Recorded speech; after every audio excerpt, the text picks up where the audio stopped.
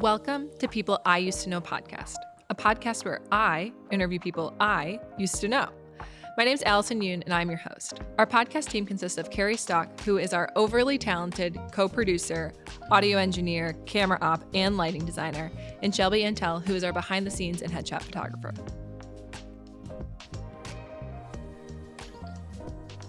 Okay, today's podcast guest is Andrew McGill. Andrew is a teacher and stand-up comedian. Andrew is very tall and kind. Andrew is also a New York native, and we dated once, which you will hear about today. So thank you for joining us today, Andrew. Thanks for having me. Yeah, and you go by Drew. It's so many names: Drew, Andrew, Andy. Yeah. Okay. It's cool. all the same. Great. So to kick off, I'd love to hear about your memory of how we know each other. Oh, that's a good one. I feel like it was through church.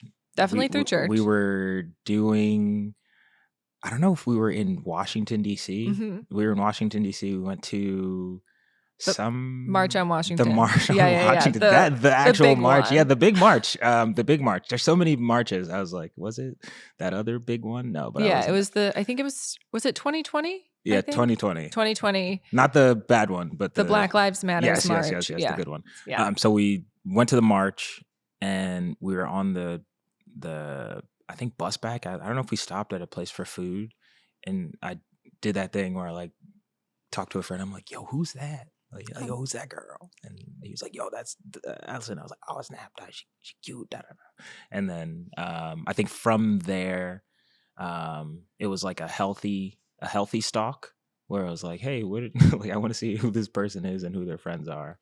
And then we went on a couple dates. Yeah, I actually remember. So I think we went on the March on Washington, and then we ran into each other at a pizza place. Did we? Yeah. And so that's what I remember is like, you have a different memory. Obviously, we're different people. But what I remember is we were at the March on Washington. We went on that. And then we got back. And it was maybe like a week or two later. And I like ran into you on the street, I think, at a pizza place that's no longer closed. Lots of drama. Could not find the name of it last night.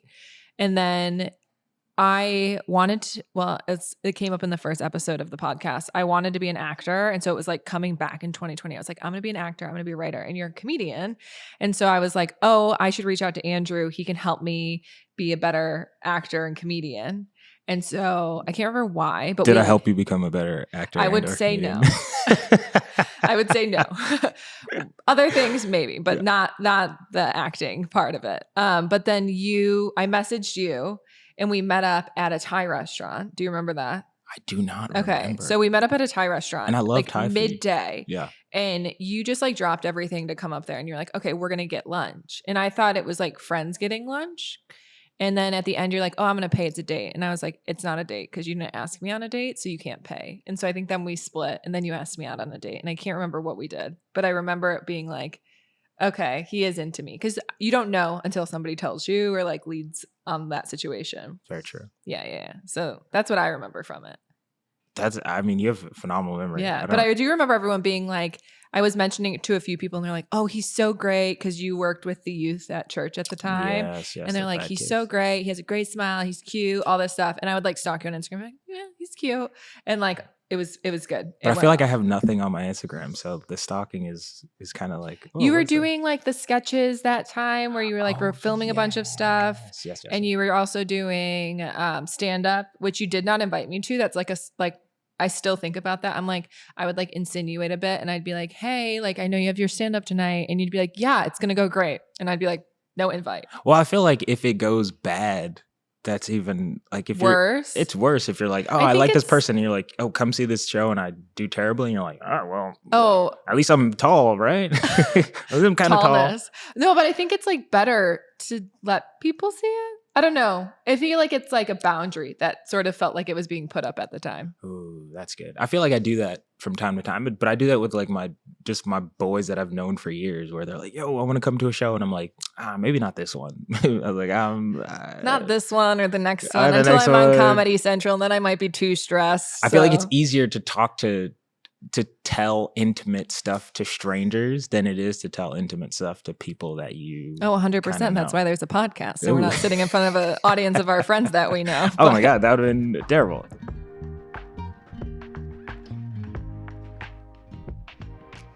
A big shout out to our headshot photographer on set here today, Shelby Intel. You can follow her at Shelby Elaine Photos on Instagram. Reach out for any corporate, personal, or acting headshots.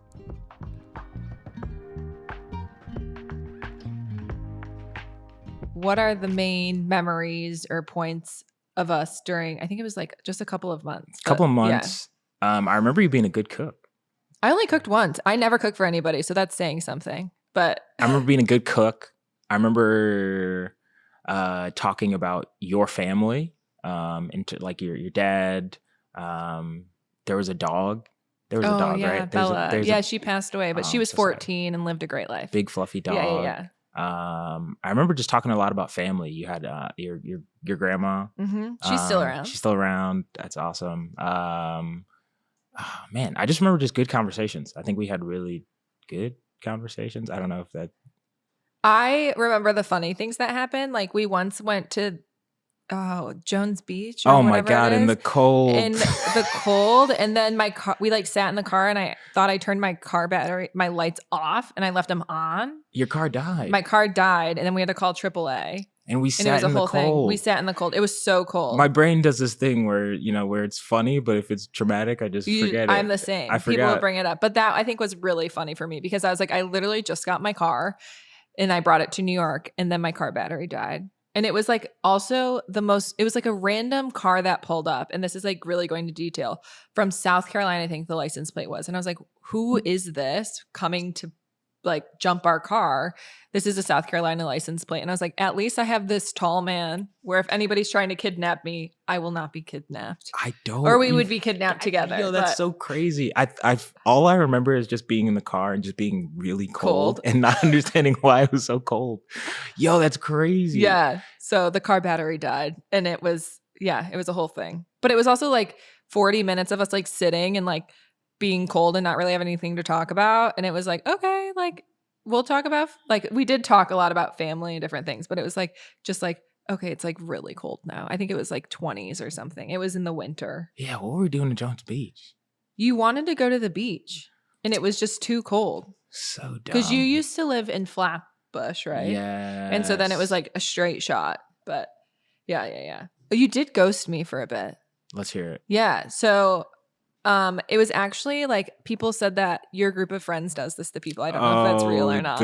So sorry to everyone out there. Yeah, they call us the Ghostbusters. The actually. Ghostbusters. Just kidding. I'm joking. I'm joking around. No, but I don't often tell people who I'm dating or whatever. I'm not necessarily secretive about it, but until I like actually think of something of it, I like just don't tell lots of people.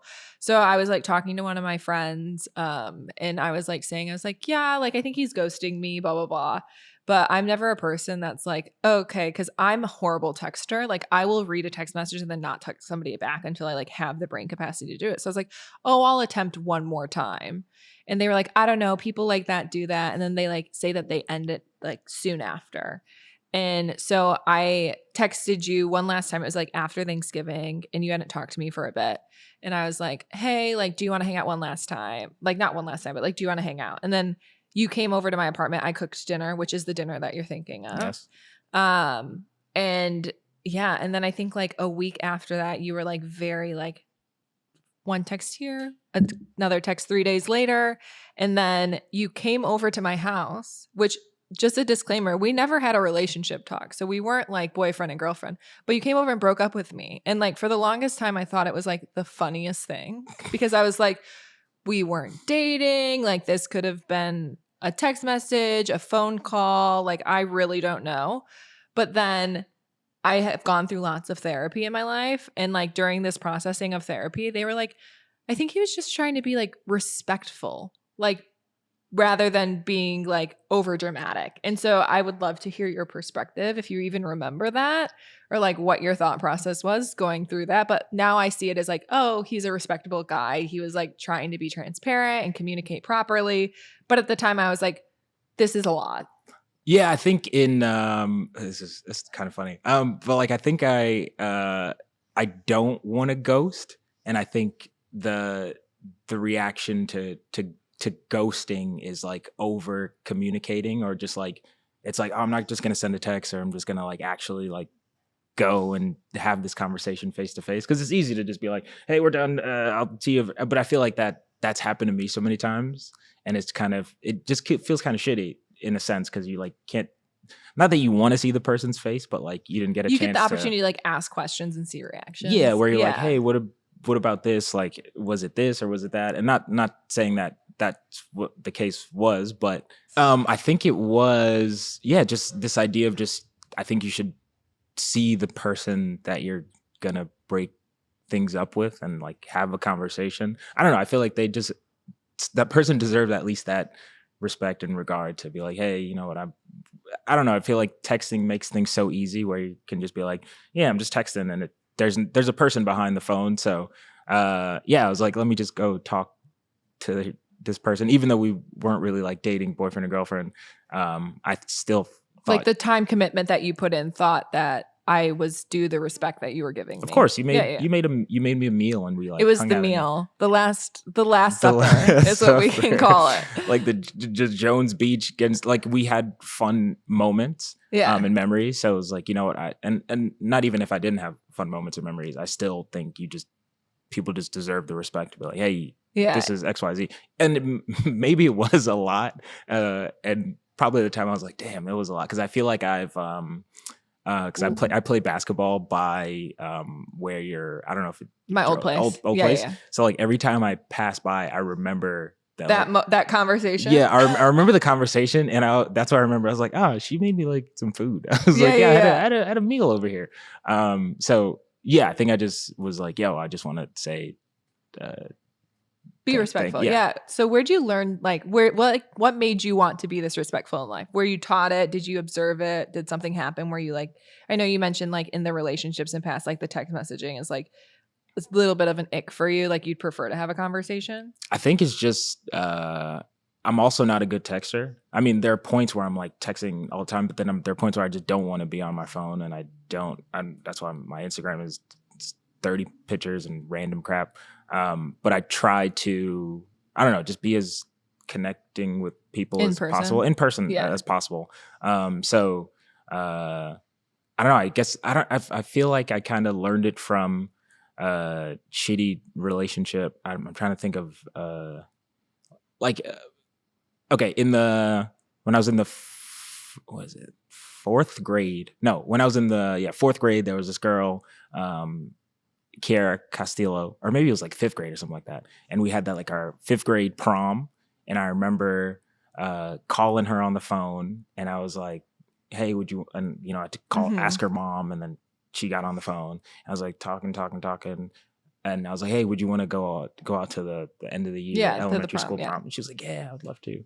And then I went to school the next day, and I was like telling all my boys, I'm like, yo, I'm going to the prom with Kiara. Did she renege it? Like she pulled back? She pulled back, but she pulled back by telling someone else. I found out through someone else. That's the worst. And I think that childhood trauma of just being 100%. I mean, like, dang, she now you overcompensate. I was like, yo, Kiara couldn't even tell me, and she probably doesn't even remember this. She probably doesn't even have a recollection of it. But it was one of the moments where I was like, all right, that was kind of shitty, and let's try not to do that, because that feeling is just so. And I was just listening to Neo, "So Sick of Love" song, and that song is stuck in my head for that memory. But I think that is the jumping off point of why I'm like, oh, you know what? You should over communicate. You should probably not over communicate, but like you should communicate clearly. Yes, communicate clearly. Yeah, straightforward. Don't let leave things in the whatever, because I don't want to be, oh, this guy's a notorious ghoster.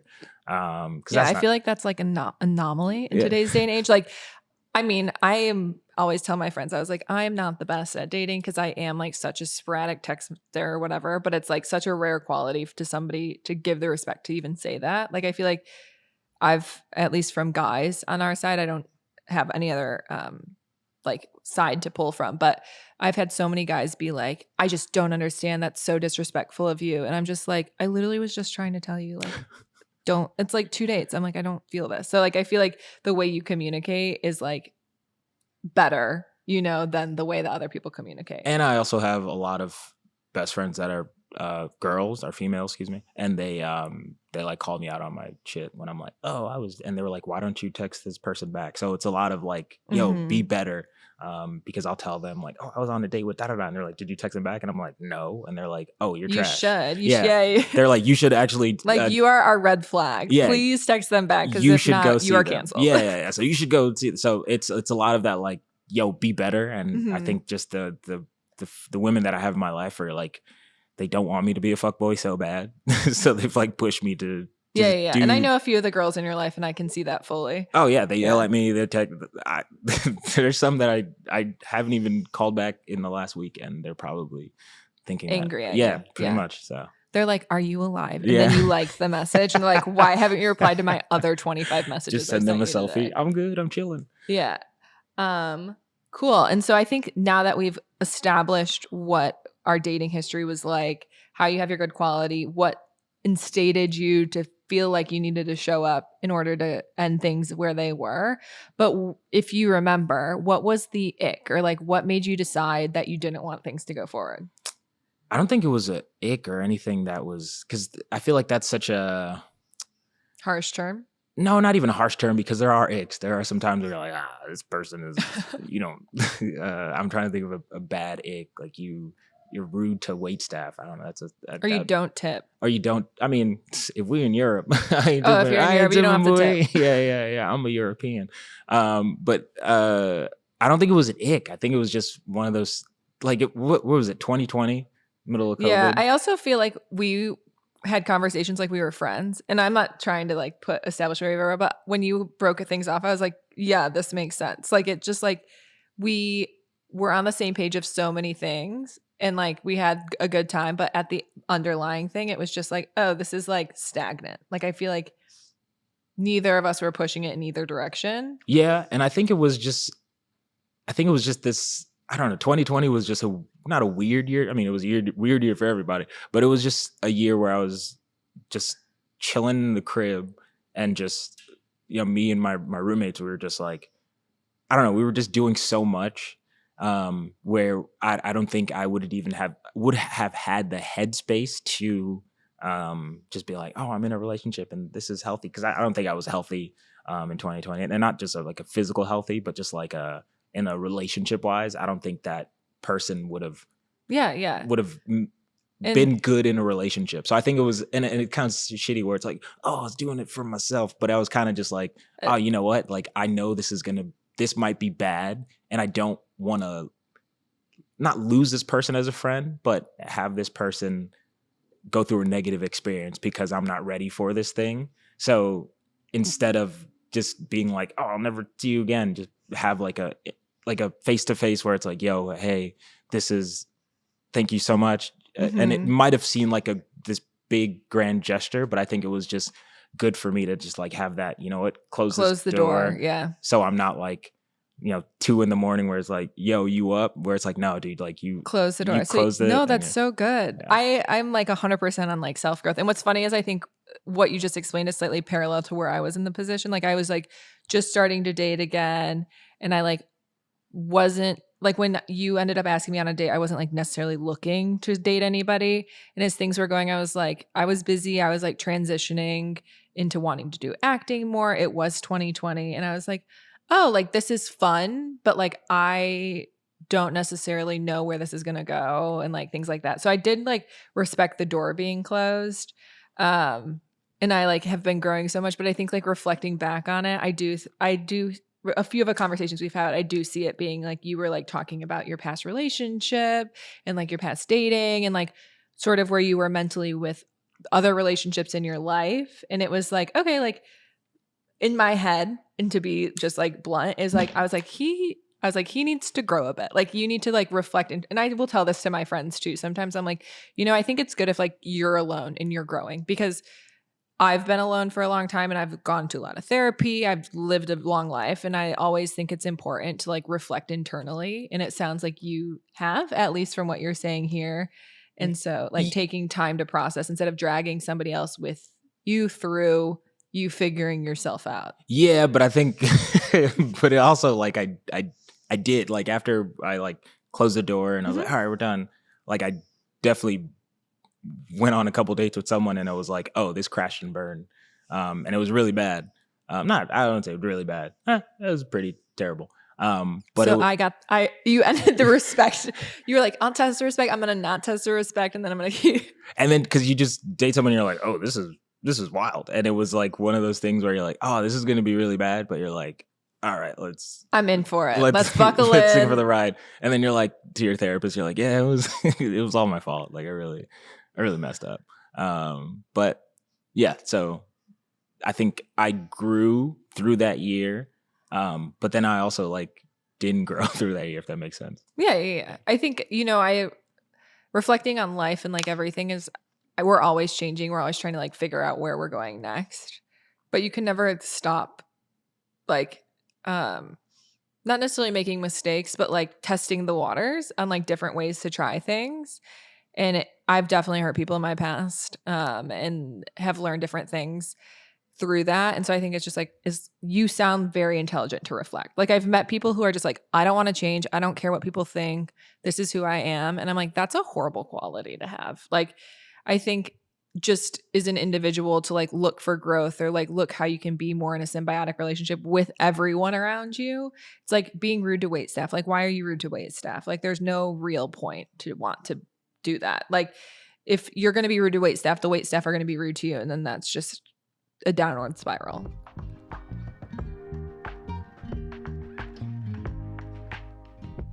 We don't have any sponsors for this podcast episode, but I'd love to tell you about Panera Sip Club. I'm an avid Panera Sip Club member. If you ever want to become a beverage queen, you can always join Panera Sip Club. I can go to Panera every 2 hours and get a different drink. I also can go to Panera and just get a drink and not actually think about paying anything because it's a monthly fee. Girl money. So if you want to join me, you can always join Panera Sip Club. You can hang out with me at Panera. We can eat the bagels together and it'll be a great time. So shout out to Panera. If you'd like to sponsor People I Used to Know, you can reach out to peopleiused-to-know-podcast@gmail.com.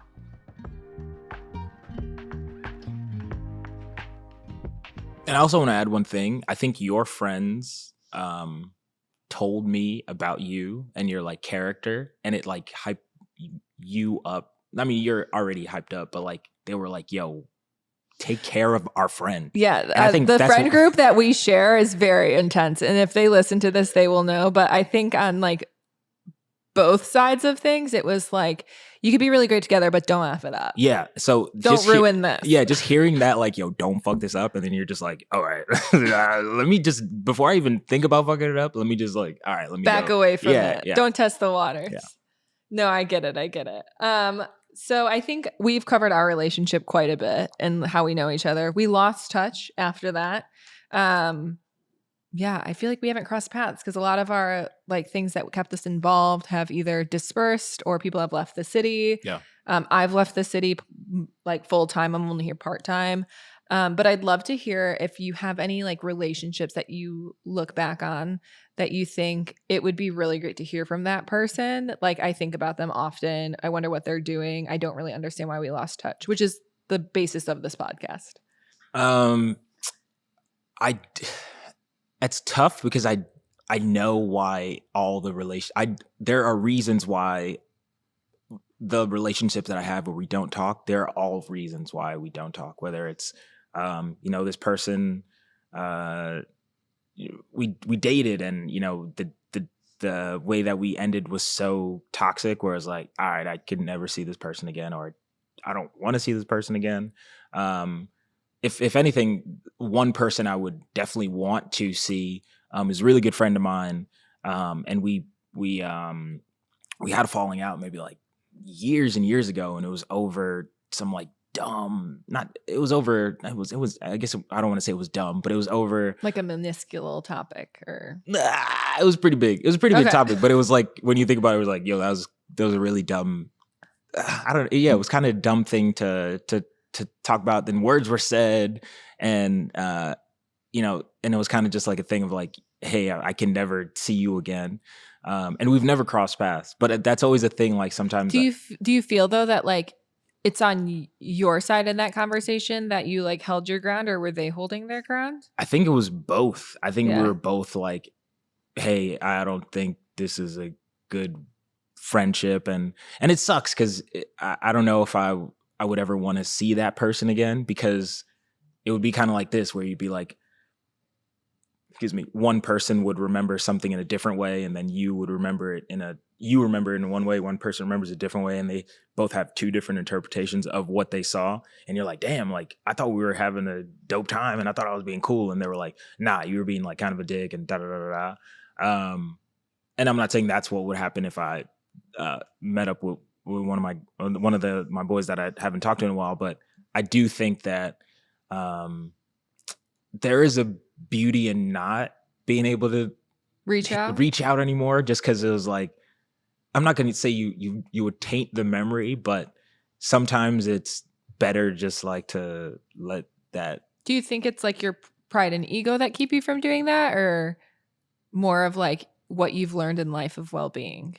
I think it's what I've learned from well-being, because I think if you open a door, then you have to be prepared for whatever's going to come out of it. And if I'm expecting if I'm expecting one thing to come out of that door, and that is something else that comes out of that door, how will I respond? Like, will I still be like, oh, this was so dope? Like, what if it's a completely different thought that I had that's coming out of who the person is? Yeah. So I don't know. It's kind of like this. And I guess it is the fear of the unknown, the fear of like, I don't know do you have anxiety at all?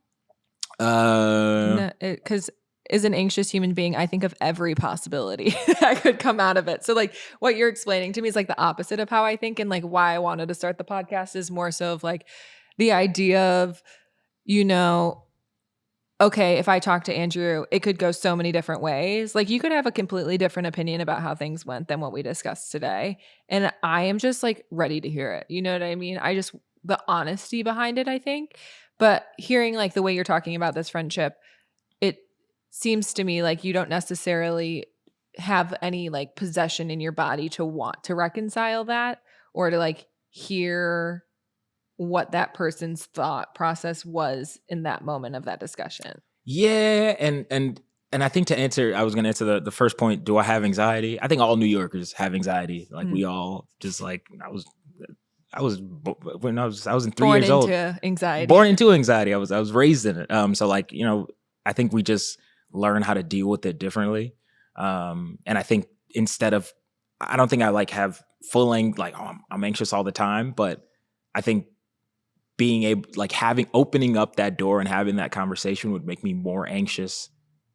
And I'm like, you know what? Is it really worth it in the end I love closure, and I think people love closure and having that closure, but like, I'm like, man, it's not worth the energy you'd have to put in it. We're going to meet up and we're going to hang and da da da. And like, it's like, what am I really trying to, like, am I doing this for me, or am I doing this to, I would understand if like it was, I really need to apologize, or if I did something crazy and I'm like, this is it. But if it's just to meet up and like to talk about old times or to rehash stuff, I don't know. I feel like in my character, I'm a pretty, not, I don't want to say I'm a good person, but I think like you're a good guy. Yes. You try and do the right thing, or what you view as the right thing. Yeah. So if someone knows me for so long and I let them into my world, and you see my character. So I don't know. It's kind of breaking stuff off. It's like, I don't know. Do I need to?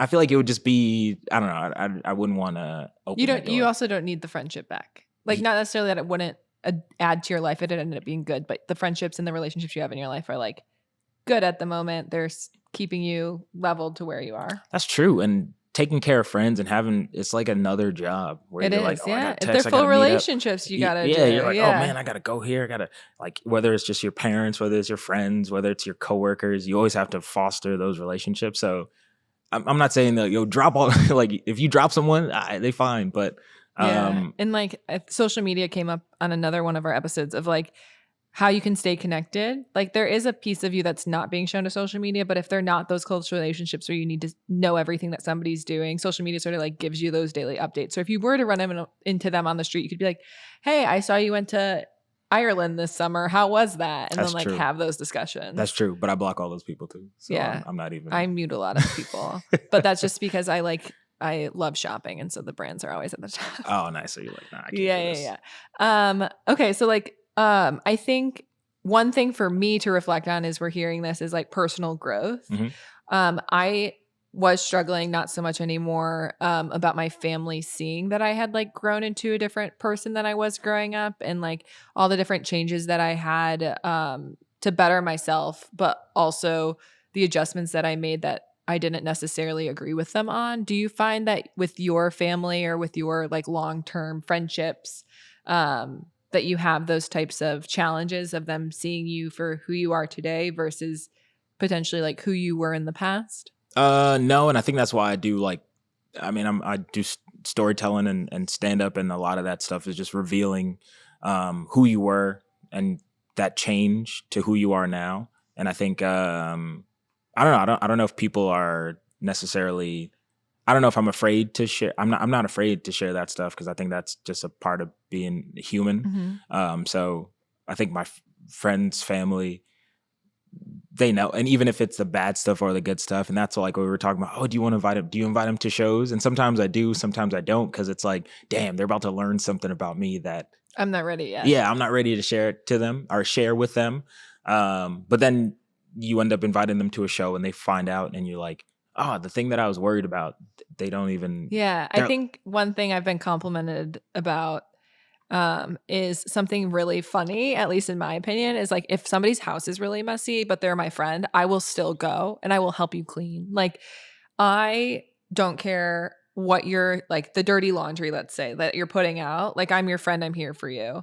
And I think that's like potentially like going back to like what I thought you were putting up as a boundary of not inviting me to your stand up. It was like, okay, I don't care if you're good or bad. Like, it's something you're passionate about. Like, it would be really cool to go and see you do something that you love doing because you take time out of your full-time job to go and do this activity and to watch like you perform. Whether like I've seen horrendous comedians, I've seen great comedians, but also like the worst comedians do bomb. So like seeing somebody once doesn't necessarily mean that they're good or bad. It's just like it would be fun to watch you that loves going up and doing stand up because you've been doing it for so long, like perform. But that's true. What you put your effort in. But you always want to impress, even someone you're dating, or you always want to be like, yo, look at me doing this dope thing. Like, I don't want people to come to, even if I'm like, yeah, but do you want to date somebody who doesn't support you when you're not doing like your highest? Like, I mean, at least for me personally, I think like highs and lows is an important feature of when you are dating somebody.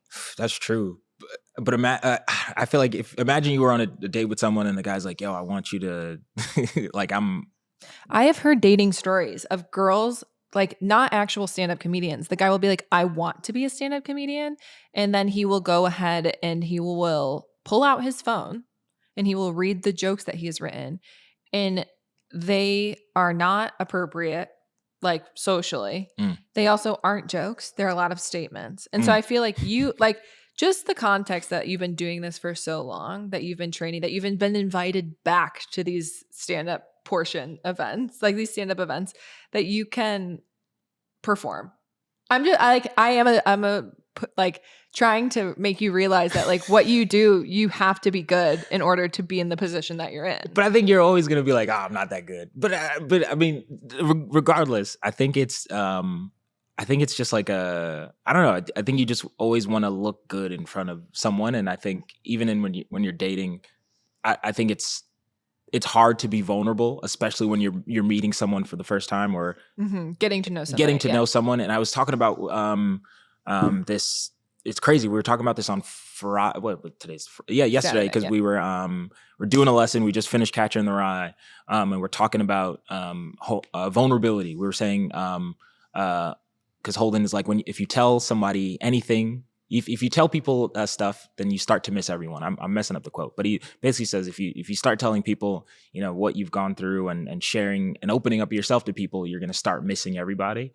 And we're talking about vulnerability and what does it mean to be vulnerable, and like, should you be vulnerable or should you be like this closed off person? And the kids were kind of just like, you have to be both. Like, you can't just be closed off and cold, but you can't just be too vulnerable where you're sharing everything to everyone. And I think it's like this mixture of, and dating is that mixture where you got to be cold on some parts, when you got to be vulnerable on some parts. Because if I came in hot and I was like, hey, this is all I've been struggling with, then you would have been like, yo, this man is nuts. No, like, I'm crazy, and I would have loved that. But other people might think it's nuts. No, I heard something similar, probably a couple of years ago now, where it was circles, and like your true self is a circle, and you only know your true self. And then it's like there's different levels to like vulnerability and like not necessarily closed offness or like keeping things to yourself, but like there like yourself, and then there are the people closest to you that you're going to be the most vulnerable with. And then there's another level, which is like your general friend group that knows some things about you but don't need to know everything. Then there's your acquaintances, and then there's like society. And so I'm like following what you're saying is like for some people you do need to let the circle grow or like shrink, I guess, like get them closer to who you are, but that takes time and like trust and compassion from them in order to understand you. Yeah, I think it's interesting because I think you and I approach it slightly differently, where I would rather, a few of the conversations that you and I had were about family, and people always say I'm like an open book, but there are a lot of things I'm an open book about, but there are a lot of things that I don't talk to people about that I'm very closed off of. And so I think you and I just like the pieces of our lives that we find should be kept sacred are slightly different, which is, that's everyone. Everyone has different choices of what they find to be the most safe. But I do love the way that, and I still remember it, the way that you talk about your family, especially your dad, the way that the relationship that y'all have, because it's sometimes, and I think, and I think maybe just like, because it's still in my head, like I still remember those conversations, but specifically about your relationship with your father, just because I have a weird relationship with my dad. And I think through hearing about you talk about your dad and the conversations that y'all have had, it's also helped me in my relationship. So I think the way that you are vulnerable, the way that you kind of like, oh, these are the things, like it helps me, or it definitely helps other people with those spots that they don't feel comfortable talking about. So I never got a chance to thank you, and I was going to say thank you. No, it's so funny because I am very open with a lot of my relationships with my family. I love my family. We are all very close, and we have a very complex family. We're large. There's lots of us. There's lots of feelings that go around.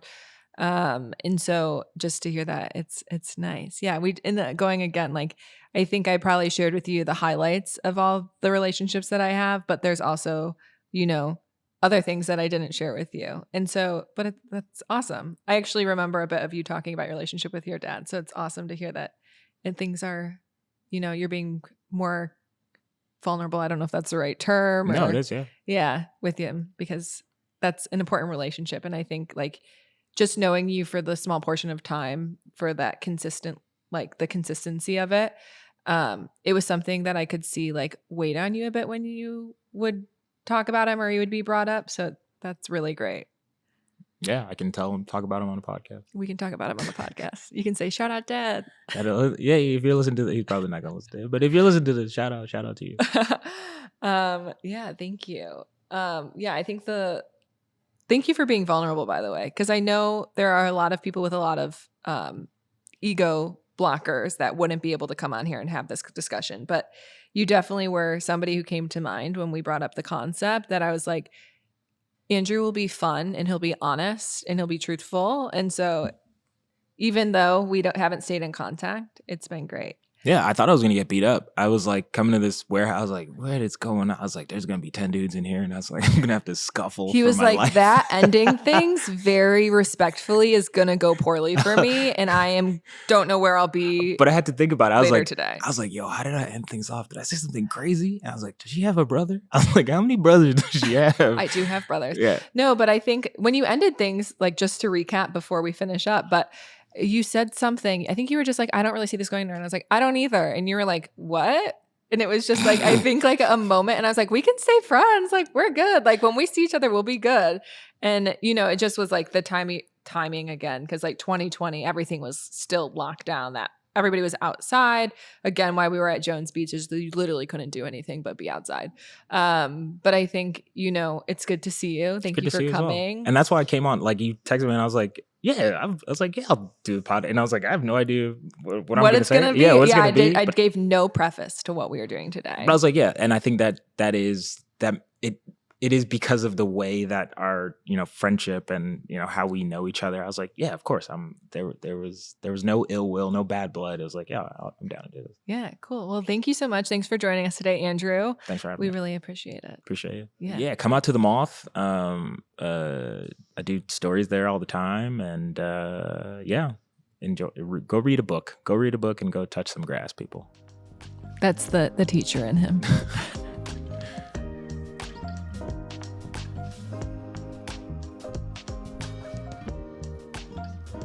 Thank you for tuning into this week's People I Used to Know podcast. You can check us out on Instagram and TikTok at People I Used to Know podcast. If you'd like to sponsor People I Used to Know, you can reach out to peopleiused-to-know-podcast@gmail.com.